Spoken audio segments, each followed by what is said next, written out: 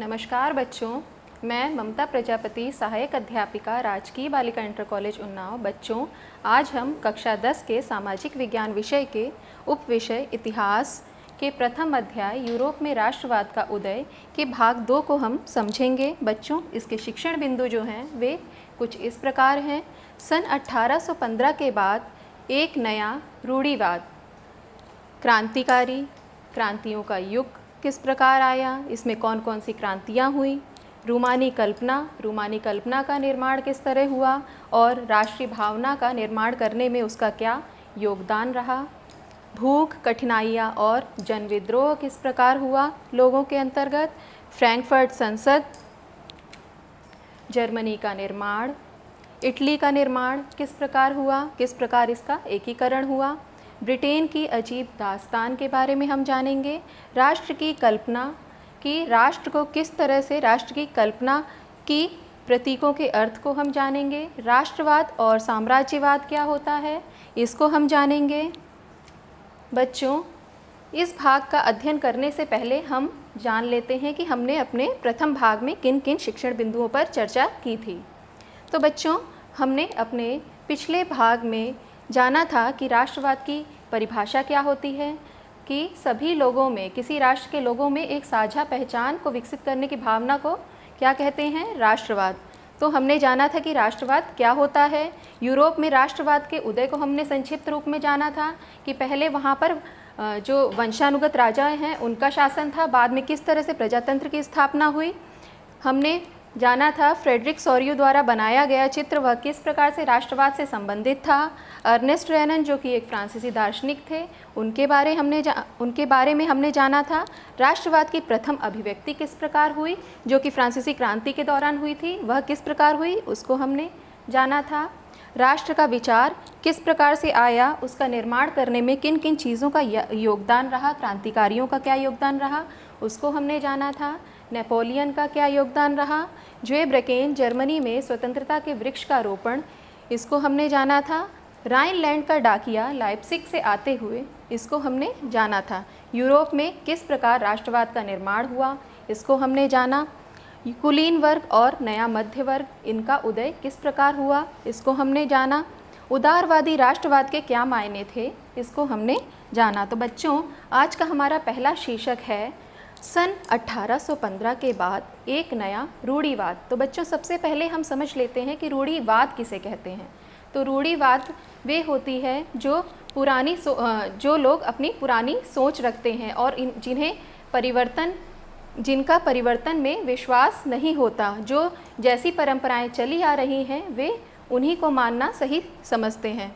उस समय के रूढ़िवादी मानते थे कि राज्य और समाज की स्थापित पारंपरिक संस्थाएं, जैसे कि राजतंत्र, राजा द्वारा जो तंत्र चलाया, राजतंत्र, चर्च, सामाजिक ऊंच नीच, संपत्ति और परिवार को बनाए रखना चाहिए। जो रूढ़िवादी थे उनका मानना था कि इन सब पारंपरिक संस्थाएं जैसे राजतंत्र है, चर्च है, सामाजिक ऊंच नीच है, संपत्ति है और परिवार है, इसको बनाए रखना चाहिए।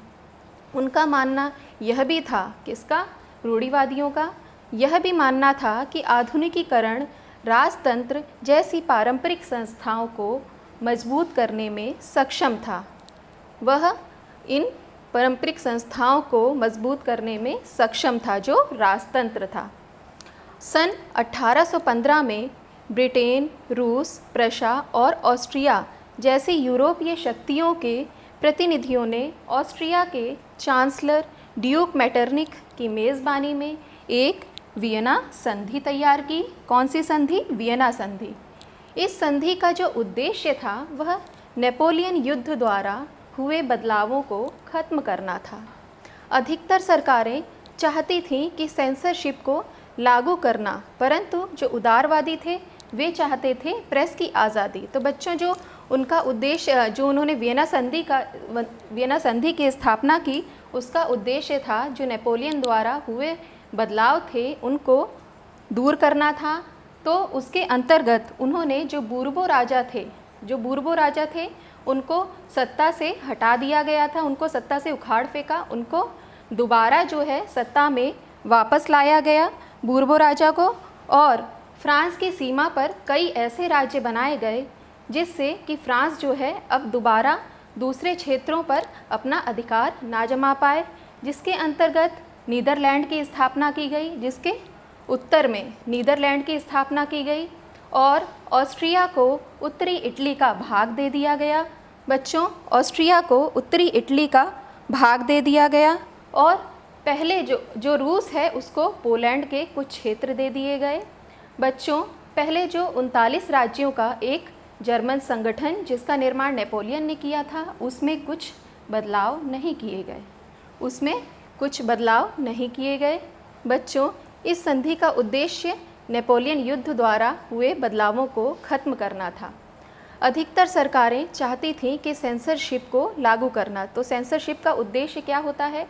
जो सेंसरशिप होती है वह जो अखबार हैं, मैगज़ीन हैं, इन पर क्या लगाती हैं? नियंत्रण लगाती हैं, ताकि लोग अपने विचारों को उनके द्वारा जो विरोध की जो भावनाएं हैं उनको विचारों में व्यक्त ना कर सकें। इसलिए सेंसरशिप को लागू करने में जो सरकारें हैं इसके पक्ष में थीं और जो पक्ष में थी, लेकिन जो उदारवादी थे, जो खुले विचारों वाले व्यक्ति थे, वे क्या चाहते थे कि प्रेस की आज़ादी हो। बच्चों, फिर हम जानते हैं कि क्रांतिकारियों का क्या क्या योगदान रहा। सन 1815 के बाद जो अनेक क्रांतिकारी थे वे भूमिगत हो गए। क्यों भूमिगत हो गए? क्योंकि वे दबाए जाने, दमन के उद्देश्य से दमन ना हो इसके कारण वे भूमिगत हो गए और उनका मानना था कि राष्ट्र राज्यों की स्थापना आज़ादी का एक अहम हिस्सा है। इटली का क्रांतिकारी ज्यूसेppe मैत्सिनी, जो इटली का एक क्रांतिकारी था ज्यूसेppe मैत्सिनी, जिसका जन्म सन 1807 में हुआ था। 24 वर्ष की अवस्था में लिगुरिया क्रांति करने के लिए मैत्सिनी को बहिष्कृत कर दिया था। मैत्सिनी ने 2 भूमिगत संगठन बनाए जिनके नाम थे यंग इटली और यंग यूरोप। जो इनका 2 संगठन इन्होंने बनाए थे, गुप्त संगठन बनाए थे जिनका नाम था यंग इटली और यंग यूरोप। इनके इस संगठन के जो सदस्य थे वे कौन बने? समान विचार, एक जैसे विचार रखने वाले जो युवा थे वे इनके इस संगठन के सदस्य बने। बच्चों, इनका मानना था कि जो ईश्वर की मर्ज़ी है वह किस में है? ये जो ईश्वर की मर्ज़ी है और ईश्वर की मर्ज़ी के अनुसार जो राष्ट्र है वह प्राकृतिक इकाई है। वह बच्चों, जो राष्ट्र है वह प्रथम प्राकृतिक इकाई है मनुष्य की, इनके विचारों के अनुसार। और जो ड्वीक मेटरनिक थे वे ये मानते थे कि उन्होंने यह भी कहा कि ये जो है हमारे सामाजिक राजतंत्रों का यह दुश्मन है। कौन? जो ज्यूसेppe मैत्सिनी हैं। बच्चों, फिर हम जानेंगे क्रांतियों के युग के अंतर्गत। तो सन 1830 से सन 1848 के मध्य अनेकों क्रांतियाँ हुई, जिनमें मुख्यतः सन 1821 से होने वाला यूनान का संघर्ष और 1830 की फ्रांस की क्रांति थी। इस युग में क्रांतियों की मुख्य भूमिका उदारवादी राष्ट्रवादियों की थी, जो मध्य वर्गों के लोग थे, प्रोफेसर, स्कूली अध्यापक, क्लर्क आदि। तो बच्चों, जो सबसे पहले क्रांति हुई वह थी जुलाई 1830 में फ्रांस की क्रांति।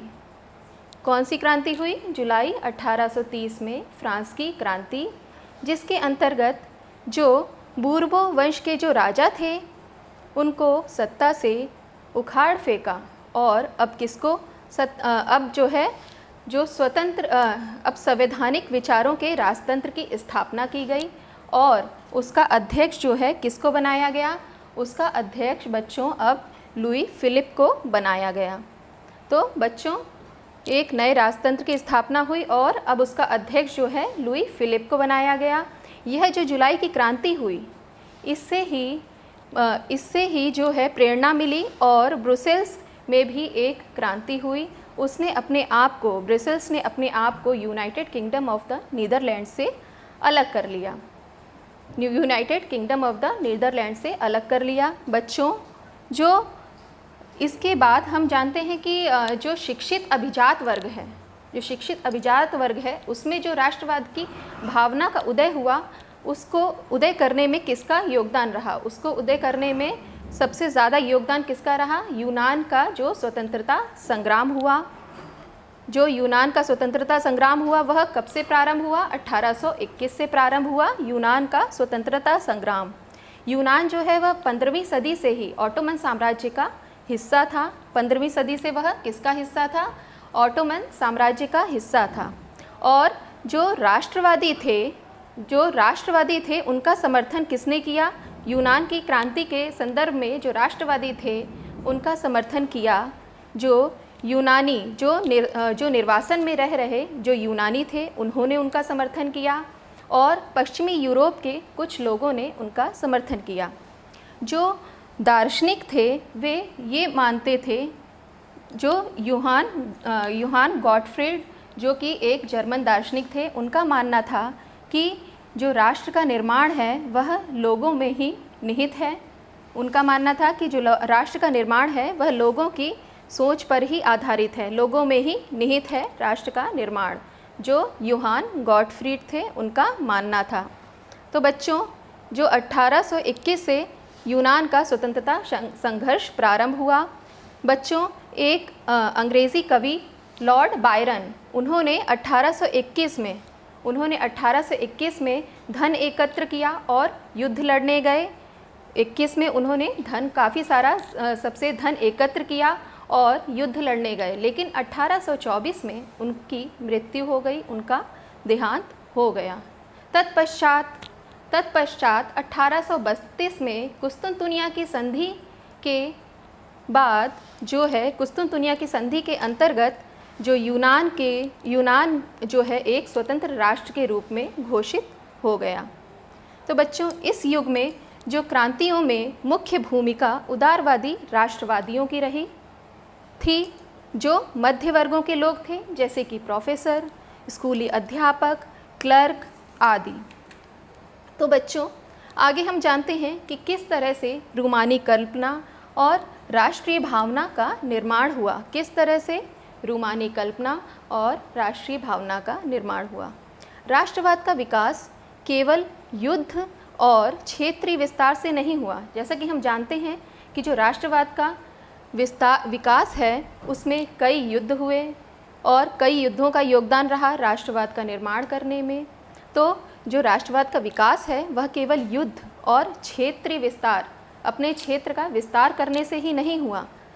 इसके विकास में कई चीज़ों का महत्वपूर्ण योगदान रहा, जैसे कि कला का, काव्य, कहानियों का बहुत योगदान रहा। किस्सों और संगीत में राष्ट्रवादी भावनाओं को, जो किस्से और संगीत थे, उन्होंने राष्ट्रवादी भावनाओं को बनने में और व्यक्त करने में, उसको लोगों के सामने व्यक्त करने में जो किस्से और कहानियाँ थी उनका बहुत महत्वपूर्ण योगदान रहा। इसका कारण मुख्यतः यह था कि अधिक जनसंख्या जो थी वह निरक्षर थी। क्यों इनका योगदान रहा? जो किस्से और कहानियाँ, कला, काव्य, कहानियों और किस्सों और संगीतों द्वारा इस राष्ट्रवाद की भावना को जो है उदय हुआ और इसका निर्माण करने में रूमानी कल्पना का योगदान रहा। तो वह इसलिए क्योंकि जो उस समय अधिकांश जनसंख्या थी वह हमारी कैसी थी? अनपढ़ थी। उस समय जो लोग थे वे पढ़े लिखे नहीं थे। बच्चों, उस समय जो कार्लोस कुरपिंस्की हैं, उनके ओपेरा और संगीत का काफ़ी योगदान रहा रूमानी कल्पना के निर्माण में।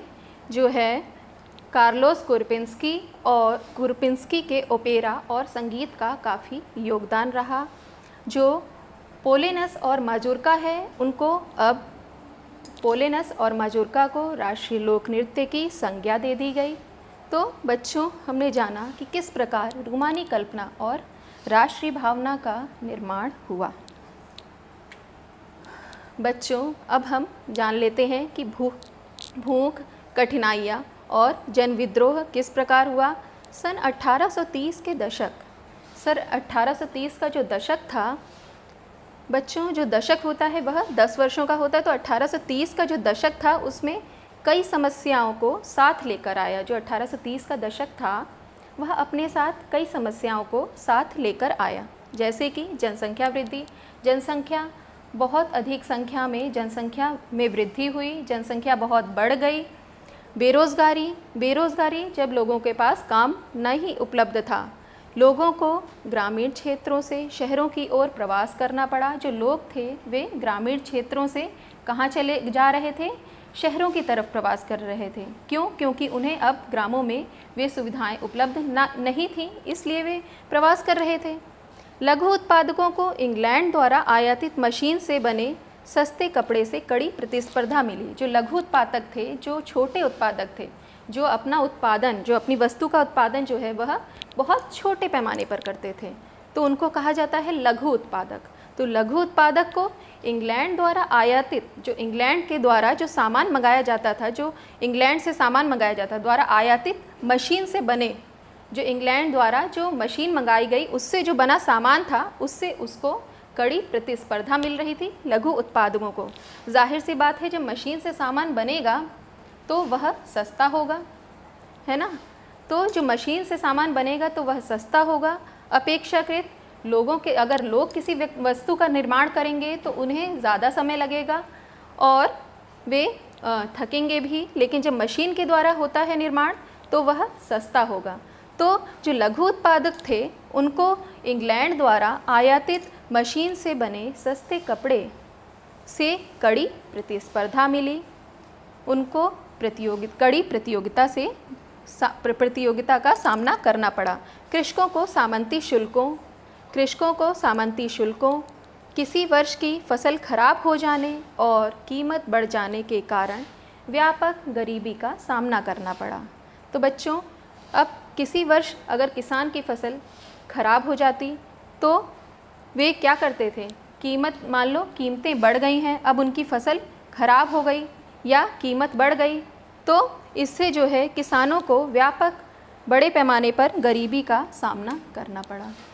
फलस्वरूप सन 1848 में जनता सड़कों पर उतर आई।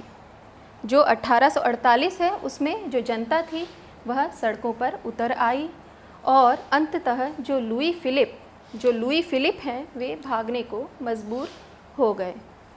बच्चों, राष्ट्रीय सभा ने एक गणतंत्र की घोषणा करते हुए, जो राष्ट्रीय सभा थी उसने एक गणतंत्र की घोषणा करते हुए 21 वर्ष के ऊपर के सभी वयस्क पुरुषों, बच्चों वयस्क तो उनको कहते हैं जो 18 वर्ष के ऊपर होते हैं, वो सब क्या कहलाते हैं? वयस्क, है ना, जिनको वयस्क मताधिकार प्राप्त कर। लेकिन इसमें हमने जो 21 वर्ष के ऊपर के सभी वयस्क पुरुषों को मत देने का अधिकार दिया और किसकी गारंटी दी? काम के अधिकार की गारंटी दी। तो बच्चों आगे हम देख लेते हैं फ्रैंकफर्ट संसद। तो बच्चों फ्रैंकफर्ट संसद को जानने से पहले हम यह जान लेते हैं कि जो उदारवादी थे उन्होंने क्रांति करी 1848 में, उदारवादियों की क्रांति। तो उस समय जब अन्य लोग जो किसान हैं, मज़दूर हैं, वे क्रांतियां कर रहे थे, तो उसी समय के दौरान जो अभिजात वर्ग, जो पढ़े लिखे लोग हैं वह भी क्रांतियां कर रहे थे, जिसके फलस्वरूप क्या हुआ कि राजा को जो है गद्दी छोड़नी पड़ी, राजा को अपने शासन से हाथ धोने पड़े और जो एक स्वतंत्र गणतंत्र की स्थापना हुई, जिसने पुरुषों को सार्वभौम मताधिकार दिलवाए। एक स्वतंत्र गणतंत्र की स्थापना हुई जिसने पुरुषों को जो है मताधिकार दिलाए, सार्वभौम मताधिकार दिलाए। अब जिन क्षेत्रों में स्वतंत्र राष्ट्र राज्यों का निर्माण नहीं हुआ था, ऐसे क्षेत्र जहाँ स्वतंत्र राष्ट्र राज्यों का निर्माण नहीं हुआ था, वहाँ स्त्री पुरुषों ने अब संविधानवाद की, सबका एक संविधान हो, तो उन्होंने संविधानवाद को किससे जोड़ दिया? राष्ट्रीय एकीकरण से जोड़ दिया। जो स्त्री पुरुष थे उन्होंने उस विद्रोह को, जो संविधानवाद की मांग करी और संविधानवाद को उन्होंने राष्ट्रीय एकीकरण से जोड़ दिया। तो बच्चों जो हमने आगे हम देखते हैं फ्रैंकफर्ट संसद का निर्माण किस प्रकार हुआ। तो 18 मई सन 1848 को 831 निर्वाचित प्रतिनिधि, जो चुने हुए प्रतिनिधि थे, उन्होंने फ्रैंकफर्ट संसद में जर्मन राष्ट्र के लिए एक संविधान का प्रारूप तैयार किया। इस संसद का आयोजन सेंट पॉल चर्च में हुआ था। स्त्रियों ने संघर्षों में बढ़ चढ़कर हिस्सा लिया, फिर भी उन्हें मताधिकार से वंचित किया। उन्होंने अपने खुद के अखबार छापे, फिर भी उन्हें इस मताधिकार से वंचित रखा गया, उनको मताधिकार नहीं दिया गया। सन 1848 में उदारवादी आंदोलनों से राजाओं को यह विश्वास हो गया कि अब उन्हें छूट देनी पड़ेगी। फलस्वरूप भूदासत्व और बंधुआ मजदूरी को समाप्त कर दिया गया। जो भूदासत्व थे उनको और बंधुआ मजदूरी को समाप्त कर दिया गया। बच्चों, जर्मनी का निर्माण किस प्रकार हुआ। पूर्व में जो राष्ट्रीय एकीकरण के लिए जो संघर्ष हुआ उसका दमन कर दिया गया और इसकी जिम्मेदारी प्रशा को दे दी गई। प्रशा के प्रमुख मंत्री ऑटो वन बिस्मार्क ने प्रशा की सेना और नौकरशाही की मदद से 7 वर्षों में ऑस्ट्रिया, डेनमार्क और फ्रांस के साथ हुए 3 विद्रोहों में प्रशा को जीत दिलाई और इस तरह राष्ट्रीय एकीकरण की प्रक्रिया पूरी हो गई। सन 1871 में वर्साय में हुए एक समारोह में प्रशा के राजा विलियम प्रथम को जर्मनी का सम्राट घोषित कर दिया गया। इटली का निर्माण। बच्चों, इटली अनेक वंशानुगत राज्यों तथा बहुराष्ट्रीय हैब्सबर्ग साम्राज्य में बिखरा हुआ था।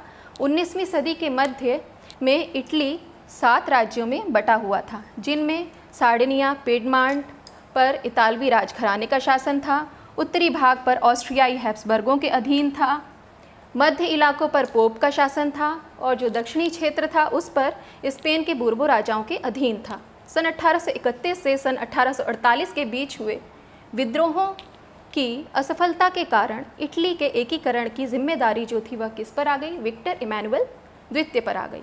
बाद में जूसेपे गैरिबाल्डी के नेतृत्व में हुए युद्धों की असफलता के बाद सन 1861 में इमैनुअल द्वितीय को इटली का एकीकृत इटली का जो है वह राजा घोषित किया।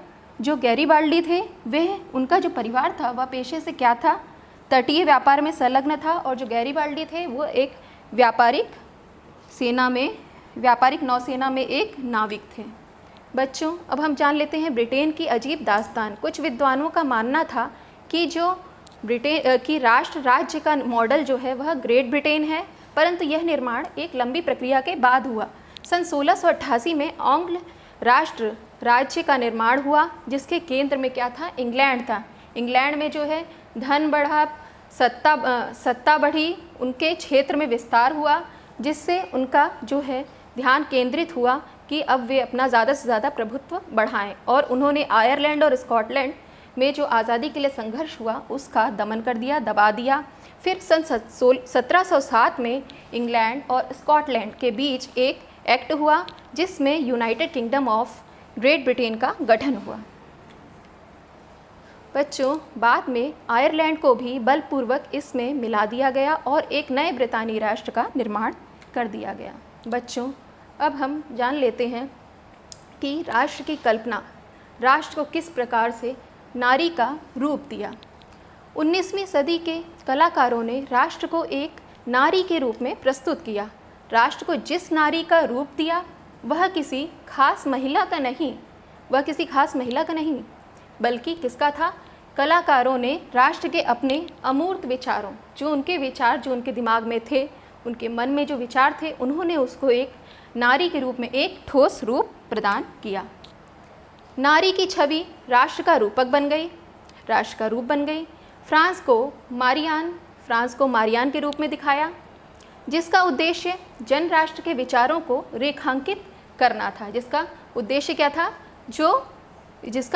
था जन राष्ट्र, लोगों के राष्ट्र के विचारों को एक रेखांकित करना। जर्मन राष्ट्र को जर्मेनिया के रूप में दिखाया गया। जर्मेनिया जो कि बलूत वृक्ष के पत्तों का मुकुट पहनती है। जर्मन बलूत जो है वह किसका प्रतीक है, वीरता का प्रतीक होता है। बच्चों, इस चित्र में हम देखेंगे ये 1850 का डाक टिकट है। इसमें मारियान की तस्वीर बनाई गई है जो फ्रांसीसी गणराज्य का प्रतिनिधित्व करती है।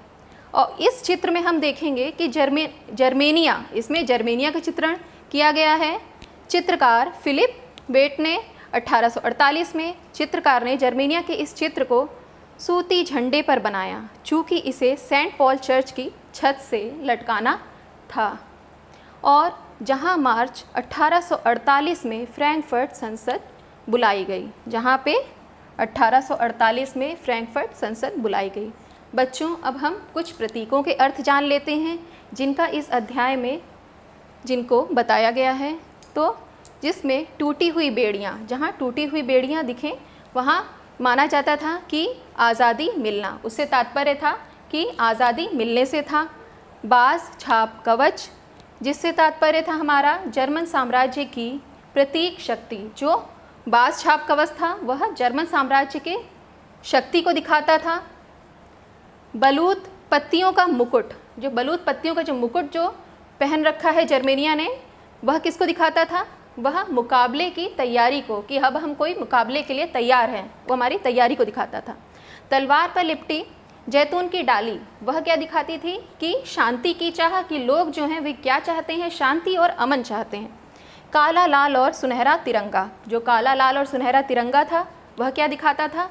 1848 में उदारवादी राष्ट्रवादियों का झंडा, जिसे जर्मन राज्यों के ड्यूक्स ने प्रतिबंधित घोषित कर दिया, जिस पर उनने प्रतिबंध लगा दिए। उगते सूर्य की किरणें एक नए युग का सूत्रपात, उगते सूर्य की किरणें एक नए युग का सूत्रपात दिखाती थी। बच्चों, अब हम जान लेते हैं राष्ट्रवाद और साम्राज्यवाद के बारे में। तो बच्चों, राष्ट्रवाद को हम पढ़ ही चुके हैं कि किसी राष्ट्र के लोगों में एक साझा पहचान को विकसित करने की जो भावना होती है उसको हम कहते हैं राष्ट्र का राष्ट्रवाद। और बच्चों, जो साम्राज्यवाद होता है इसके अंतर्गत अपने क्षेत्र को, जो राजा है वह अपने क्षेत्र का किस तरह से विस्तार करता है, ज़्यादा से ज़्यादा विस्तार करता है, उसको हम कहते हैं साम्राज्यवाद। वह अपने साम्राज्य का विस्तार करता है। सन 1871 के बाद यूरोप में गंभीर राष्ट्रवादी तनाव का क्षेत्र बाल्कन था। वह क्यों था? बाल्कन क्यों था? क्योंकि वहाँ भौगोलिक और जातीय भिन्नताएं बहुत ज़्यादा थीं। बाल्कन राज्य एक दूसरे से ईर्ष्या करते थे और जो बड़ी शक्तियाँ थीं उनके बीच कड़ी प्रतिस्पर्धा थी, बहुत प्रतियोगिता थी। परंतु यूरोप को साम्राज्यवाद से जुड़ने का परिणाम सन 1914 की महाविपदा के रूप में देखने को मिला। तत्पश्चात बाद में लोगों ने साम्राज्यवाद का बड़ा विरोध किया, है ना। 1914 की जो महाविपदा आई, जो हमारा प्रथम विश्व युद्ध हुआ, उसके रूप में देखने को मिला, जिसका लोगों ने बड़ा कड़ा विरोध किया। तो बच्चों, हमने जाना कि राष्ट्रवाद क्या हुआ, क्या होता है, और साम्राज्यवाद क्या होता है। बच्चों, किस तरह से साम्राज्यवाद के अंतर्गत राजा ने अपने क्षेत्र का ज़्यादा से ज़्यादा विस्तार किया, और राष्ट्रवाद क्या थी कि लोगों में, किसी राष्ट्र के लोगों में एक साझा पहचान को विकसित करने की भावना जो थी वह थी हमारा राष्ट्रवाद, जिसका निर्माण करने में राष्ट्रीय प्रतीकों, राष्ट्रीय ध्वज, राष्ट्रगान का बहुत योगदान रहता है। तो बच्चों, हमने अपने इस भाग में अध्ययन किया कि किस तरह से उदारवादियों की क्रांति हुई, किस तरह से राष्ट्रवाद का निर्माण हुआ, वह हमने अपने पिछले भाग में अध्ययन किया था। और किस तरह इसमें हमने अध्ययन किया कि किस तरह से उदारवादियों की क्रांति हुई, किस तरह से जूसेपे मैत्सिनी ने अपना सहयोग दिया, किस तरह से जूसेपे गैरिबाल्डी ने अपना सहयोग दिया। जो जूसेपे गैरिबाल्डी थे वे क्या थे?